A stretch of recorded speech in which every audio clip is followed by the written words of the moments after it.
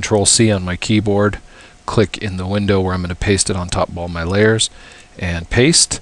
Notice each one's pasting on the top, so the top layer is selected. That's really important. Then I'll go over here, and looks good.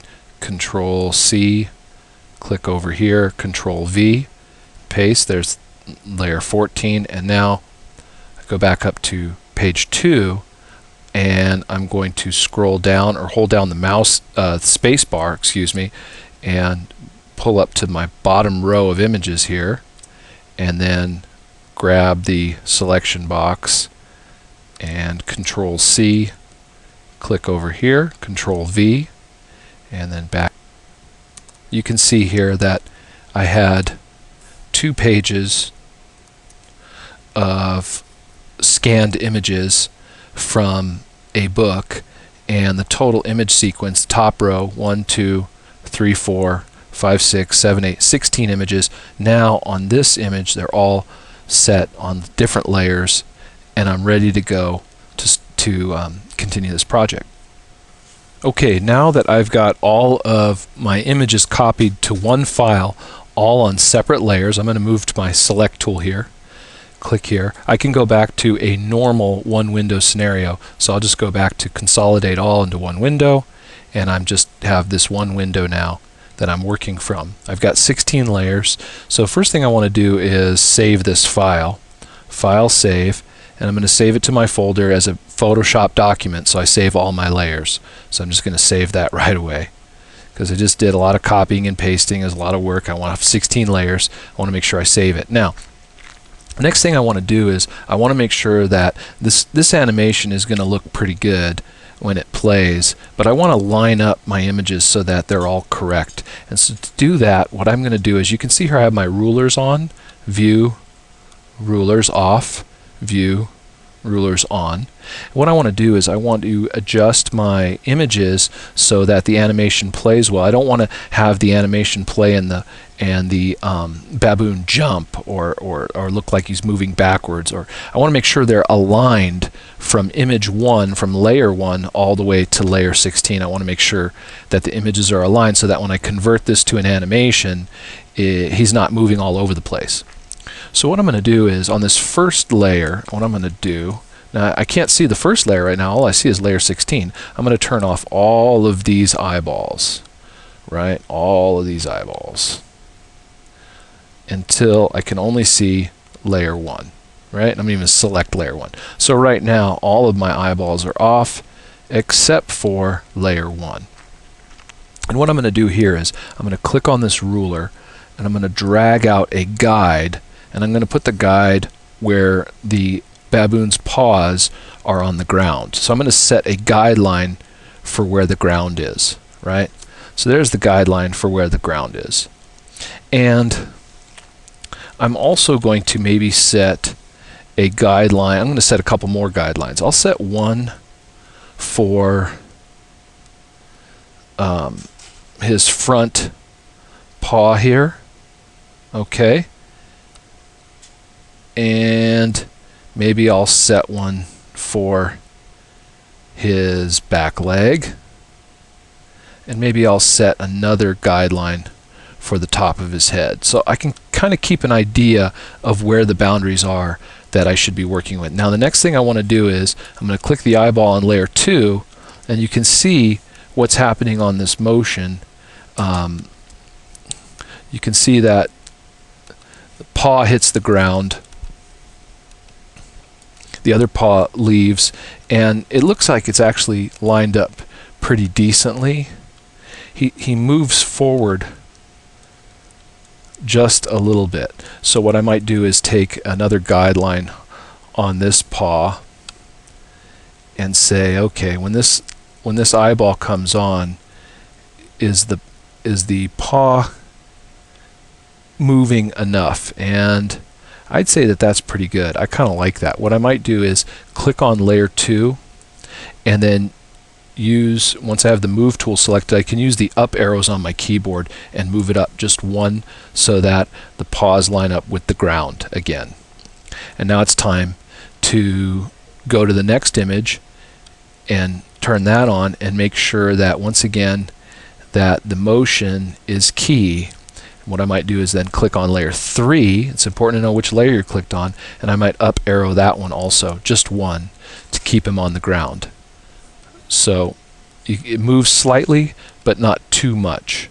Now, the head should be moving, the body should be moving, the legs should be moving, but I'm trying to track the position to make sure that it's not right off screen. In other words, when I turn on the eyeball for layer 4, I want to make sure that the head is within range of where he's supposed to be. Okay, I got to layer 5, and notice I'm selected layer 5, I've got the eyeball on, and I've got a problem here on layer 5. When I turn the eyeball on layer 5, you can see that in the previous, with layer 4, with the eyeball on, this back leg that's facing us is on the ground. And then on layer 5, when I turn the eyeball on, it's moved back into, which is okay that it's moved back, that's fine, but it's no longer on the ground and it's not in the air, right? And you can see that it should be touching the ground. That's my guess, right? And you can see that the head is moved up and the body position is moved up, and that's no good. I could put on layer 4, I put a guideline on the bottom of his torso, and then turn on layer 5, and you see the torso is just moved up way higher, so that's no good.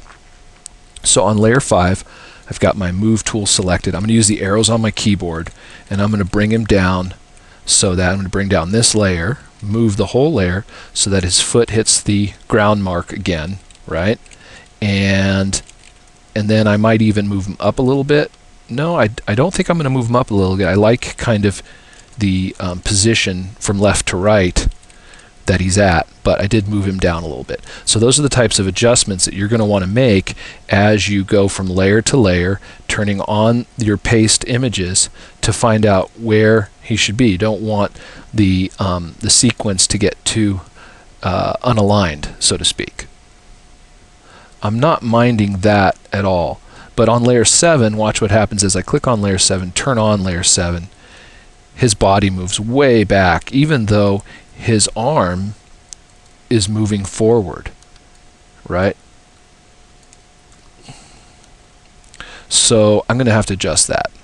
So on layer 6, if I turn the eyeball off on layer 7, I'm going to put the guide at the front of his head, right?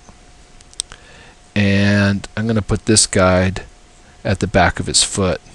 And then when I turn on layer 7, the eyeball, and select the layer, you can see that he's actually moving forward, but you can see that his leg is lifting up still, right? His back leg, the motion is supposed to be lifting the leg up, but it's actually moved backwards, so that's no good. So on layer 7, I'm going to inch the character forward a bit and double check.